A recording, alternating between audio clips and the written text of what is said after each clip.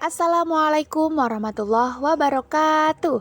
Hello everyone, kami dari kelompok 1 mata kuliah Keuangan Negara akan menjelaskan mengenai teori kebijakan fiskal. Disimak baik-baik ya. Kelompok 1 terdiri dari Muhammad Rizky Firdaus, Naila Rahma, Reni Kusnaidi, Royadi, Rudiat, Tia Nurma Fisanti, dan Tiara Indah Pratiwi. Sebelum mengetahui kebijakan fiskal lebih lanjut, mari kita bahas pengertian kebijakan fiskal atau fiscal policy. Kebijakan fiskal adalah penyesuaian dalam pendapatan dan pengeluaran pemerintah, sebagaimana yang sudah ditetapkan dalam Anggaran Pembelanjaan Negara atau APBN. Karenanya, kebijakan fiskal akan selalu berubah setiap tahunnya untuk menyesuaikan keadaan ekonomi dan rencana pembangunan yang saat itu tengah dilakukan oleh pemerintah. Menurut Otoritas Jasa Keuangan atau OJK, definisi kebijakan fiskal adalah suatu kebijakan mengenai pajak, penerimaan lain, utang piutang, dan pengeluaran pemerintah dengan tujuan tertentu, meliputi menunjang kestabilan ekonomi, keseimbangan moneter, peningkatan pembangunan ekonomi, dan perluasan kesempatan kerja. Dalam buku Kebijakan Fiskal dan Moneter, teori dan empirical karya Wayan Sudirman, kebijakan fiskal adalah suatu kebijakan yang berkaitan dengan pasar, barang, dan jasa. Perbedaan beserta contoh kebijakan fiskal dan kebijakan moneter. Perbedaan dari segi pengambilan keputusan. Yang pertama, kebijakan fiskal adalah suatu kebijakan yang diputuskan dan dikelola oleh Kementerian Keuangan atau Kemenku. Yang kedua, kebijakan moneter, wewenangnya berada pada Bank Indonesia sepenuhnya. Perbedaan dari segi tujuannya. Yang pertama, kebijakan fiskal bertujuan untuk mengelola dan menjaga kesejahteraan sektor pelaku pemutaran uang, yakni konsumen, pekerja, dan pelaku usaha. Yang kedua, kebijakan moneter bertujuan untuk menjaga jumlah uang yang beredar di masyarakat. Contoh dari kebijakan fiskal. Yang pertama, insentif pajak selama pandemi COVID-19 untuk mengatasi kelesuan ekonomi selama pandemi COVID-19.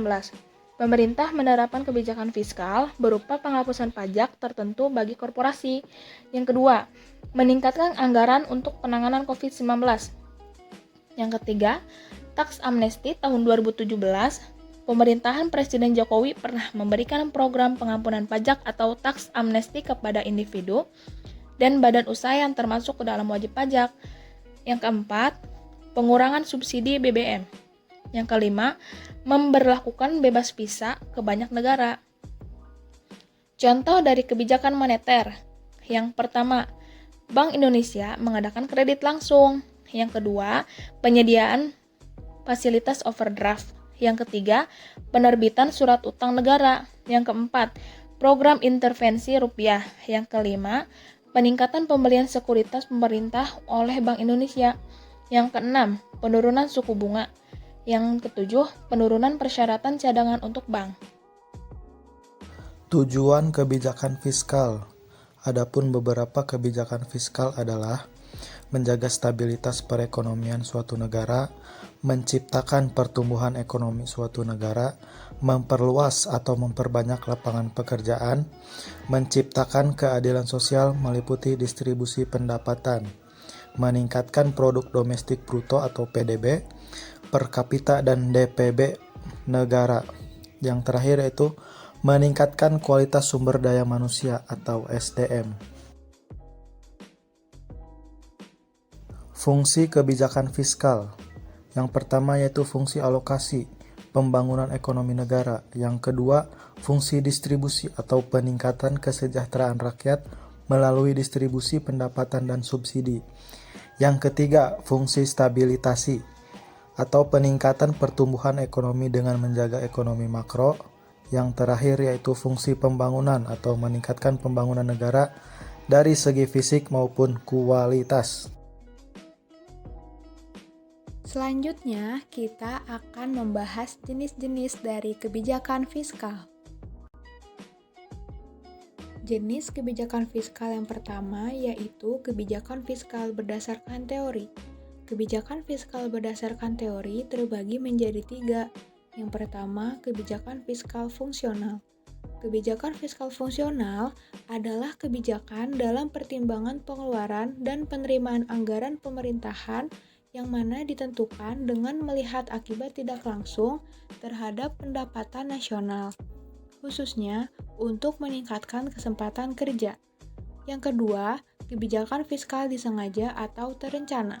Terdapat 3 bentuk kebijakan fiskal disengaja, yaitu pembuatan perubahan pada pengeluaran pemerintah, pembuatan perubahan pada sistem pemungutan pajak, pembuatan perubahan dalam pengelolaan pemerintah ataupun sistem pemungutan pajak secara serentak. Yang terakhir, yaitu kebijakan fiskal tidak disengaja atau insidental. Terdapat 4 jenis kebijakan fiskal tidak disengaja, yaitu proposal, pajak progresif, kebijakan harga minimum, dan asuransi pengangguran. Kebijakan fiskal berdasarkan jumlah penerimaan dan pengeluaran. Yang poin pertama, kebijakan fiskal seimbang. Kebijakan fiskal seimbang antara penerimaan dan pengeluaran, dampak positifnya adalah negara tidak perlu meminjam dana dari dalam maupun luar negeri. Dampak negatifnya adalah negara dalam terpuruk perekonomiannya apabila kondisi ekonominya sedang tidak baik. Poin yang kedua, kebijakan fiskal surplus. Kebijakan fiskal surplus adalah suatu cara untuk menghindari inflasi, yakni pendapatan harus lebih tinggi dibandingkan dengan pengeluaran. Kebijakan fiskal defisit. Kebijakan fiskal defisit adalah suatu kebijakan yang berbanding terbalik dengan kebijakan fiskal surplus, yakni mampu mengatasi kelesuan dan depresi perekonomian negara. Kekurangannya adalah negara akan terus berada dalam kondisi defisit. Lalu kebijakan fiskal dinamis. Kebijakan fiskal dinamis merupakan suatu kebijakan ekonomi yang dapat diambil sewaktu-waktu saat dibutuhkan oleh negara. Kebijakan fiskal ekspansif. Kebijakan fiskal ekspansif adalah suatu kebijakan yang diambil oleh pemerintah ketika perekonomian negara sedang melemah dengan menaikkan anggaran belanja dan menurunkan atau menjadikan pajak bagi sektor tertentu. Fungsi kebijakan fiskal ekspansif adalah meningkatkan daya beli barang supaya perusahaan tetap dapat melakukan produksi tanpa memberhentikan pekerjaannya. Lalu kebijakan fiskal kontraktif. Kebijakan fiskal kontraktif adalah suatu kebijakan yang digunakan untuk mencegah inflasi dan mengurangi rasio Gini dengan menurunkan belanja pemerintah dan menaikkan pajak.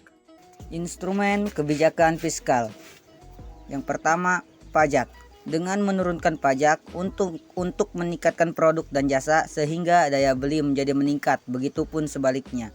Yang kedua ialah belanja negara. Nilai belanja negara dapat dikurangi atau ditambahkan sesuai dengan kebutuhan supaya tetap seimbang antara pendapatan dan pengeluaran. Yang ketiga, obligasi publik.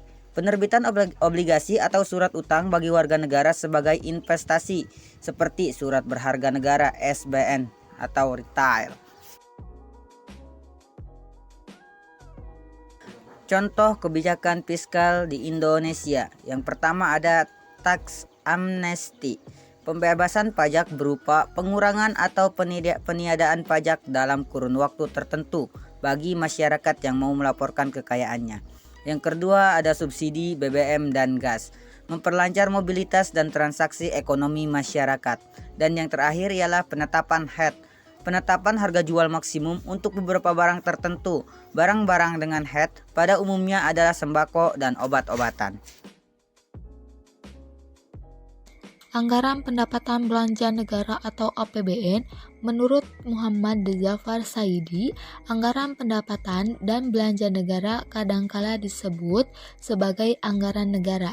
Anggaran negara adalah suatu dokumen yang membuat perkiraan penerimaan dan pengeluaran, serta rincian kegiatan-kegiatan di bidang pemerintahan. di bidang pemerintahan negara yang berasal dari pemerintah untuk dalam jangka waktu 1 tahun.